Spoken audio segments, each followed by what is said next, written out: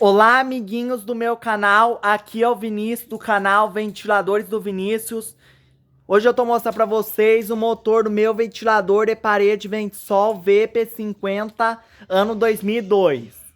Olha, gente, eu tô desmontando aqui pra mostrar pra vocês. Esse aqui é o motor VEG, gente. Esse capacitor aqui foi trocado umas 2 semanas. Ele era um capacitor NOG capacitores de 6 microfarad, mas tá valendo 4. E aqui tá as peças dele. Eu vou fazer a limpeza já que eu mostro pra vocês ele funcionando. Vou fazer lubrificação, tudo. Tchau, pessoal, e até a próxima.